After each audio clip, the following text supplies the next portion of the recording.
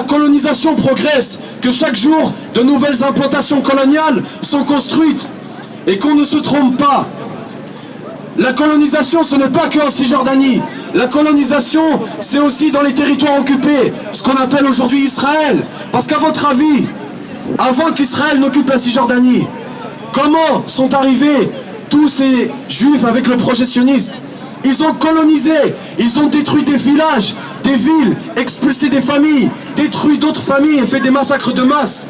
Donc ce qui se passe en Cisjordanie n'est que la continuité de ce qui s'est passé dans ce qu'on appelle aujourd'hui Israël et qui revient au peuple palestinien, qui nous revient de droit. Et aujourd'hui il y a un danger qui plane sur Jérusalem, Al-Quds, notre ville à tous. À Al-Quds, Israël a comme projet, les sionistes ont comme projet la judaïsation de la ville. Ça signifie quoi?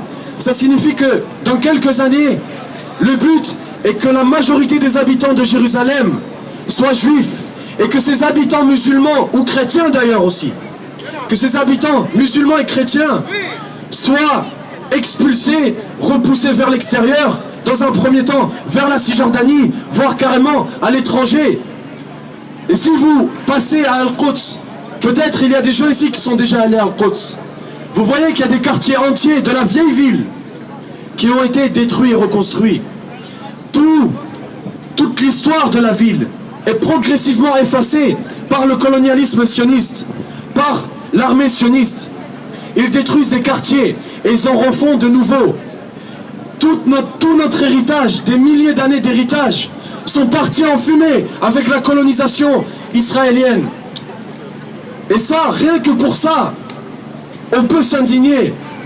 On doit s'indigner pour ces familles qui vivent des calvaires chaque jour avec l'armée israélienne, la police qui taxe les habitants, l'État qui taxe les habitants et qui ne s'occupe pas d'eux. Car voyez-vous, les Palestiniens d'Al-Quds payent les mêmes taxes que les Israéliens. Mais le gouvernement, la seule réponse qu'il a à leur offrir, à leurs revendications, c'est le meurtre, l'expulsion, les lacrymogènes, la répression et les arrestations. Et pire que ça, des agressions constantes sur l'esplanade des mosquées, un des grands lieux saints de l'islam, et même au Saint-Sépulcre, un des lieux saints du christianisme. L'esplanade des mosquées est chaque semaine investie par des colons, parfois même chaque jour. Imaginez le lieu saint d'une des plus grandes religions du monde, notre lieu saint, à nous musulmans, qui est chaque jour souillé par la venue de colons et de soldats et policiers israéliens qui tirent des lacrymogènes et assassinent les gens dans l'esplanade des mosquées même parfois. Alors, nous devons être conscients de cela. Et ce n'est pas parce qu'aujourd'hui il y a une trêve que la guerre est finie. Ce n'est pas parce qu'il y a une trêve que la lutte se termine. Toute la résistance l'a bien affirmé. On fêtera la victoire.